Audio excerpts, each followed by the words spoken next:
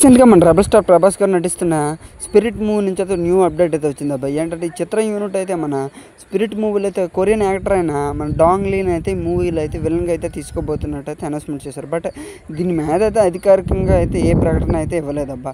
But ఈ movie మీద ఒక చిన్న అప్డేట్ అయితే మన ఫ్యాన్స్ అయితే మాత్రం ఇచ్చేసారబ్బా. ఏంటంటే రీసెంట్‌గా మన డాంగ్ లీ గారు అయితే మన 'ప్రభాస్' గారి 'సలార్' మూవీ గురించి అయితే ఒక స్టేటస్ అయితే తన ఇన్‌స్టాగ్రామ్‌లో అయితే పోస్ట్ చేశారబ్బా. ఇదంతా అయితే మన 'ప్రభాస్' గారి ఫ్యాన్స్ అయితే ఖచ్చితంగా డాంగ్ లీ అయితే మన 'ప్రభాస్' గారి 'స్పిరిట్' మూవీలో అయితే నటించబోతున్నారని అయితే ఫిక్స్ అయిపోయారబ్బా. మరి మన 'సందీప్ రెడ్డి వంగ' గారు కానీ మన డాంగ్ లీ అండ్ మన 'ప్రభాస్' గారికి ఒక మంచి ఎలివేషన్ ఫైట్ సీన్ కానీ క్రియేట్ చేస్తే ఉంటుందబ్బా.